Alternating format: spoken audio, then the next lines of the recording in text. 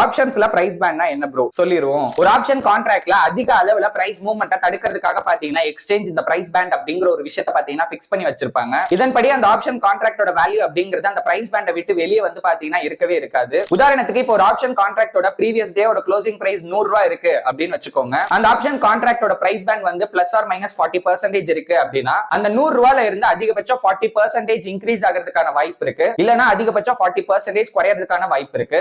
இதன்படி அந்த option கான்ட்ராக்டோட rate அப்படிங்கிறது நெக்ஸ்ட் ட்ரேடிங் செஷன்ல 60 ரூபாயில இருந்து 140 ரூபாய் அப்படிங்கிற ரேட்டுக்குள்ள மட்டும் தான் பாத்தீங்கன்னா ட்ரேட் ஆகும். இப்போ நான் 150 ரூபாய் அப்படிங்கிற ரேட்டுக்கு அந்த ஆப்ஷன் கான்ட்ராக்ட்ல ட்ரேட் பண்றப்போ ஆட்டோமேட்டிக்கா சிஸ்டம் என்னோட ஆர்டர் பாத்தீங்கன்னா ரிஜெக்ட் பண்ணிரும். இந்தியால ஆப்ஷன்ஸ் பொறுத்த வரைக்கும் லிக்விடா இருக்கிற எல்லா கான்ட்ராக்ட்லயும் பாத்தீங்கன்னா டைனமிக் பேண்ட் தான் ஃபாலோ பண்ணுவாங்க. அதாவது மார்க்கெட்டோட டிமாண்ட் அண்ட் வாலட்டிலிட்டிக்கு ஏத்த மாதிரி இந்த பேண்ட் அப்படிங்கிறது ஆட்டோமேட்டிக்கா வந்து அட்ஜஸ்ட் ஆயிட்டே இருக்கும். லிக்விடிட்டி ரொம்ப கம்மியா இருக்கிற மாதிரியான ஆப்ஷன் கான்ட்ராக்ட்ல மட்டும் இந்த பிரைஸ் பேண்ட் அப்படிங்கிற ஒரு விஷயம் இருக்கிறதுக்கான வாய்ப்பு இருக்கு. மேனிபுலேஷனை தடுக்கிறதுக்காக ஆப்ஷன் ட்ரேடிங் பேசிக்ல இருந்து கத்துக்கணும் அப்படின்னா இந்த சீரிஸை செக் பண்ணி பாருங்க. ரிலேட்டட் வீடியோல லிங்க் இருக்கு, மறக்காம இந்த வீடியோ செக் பண்ணி பாருங்க.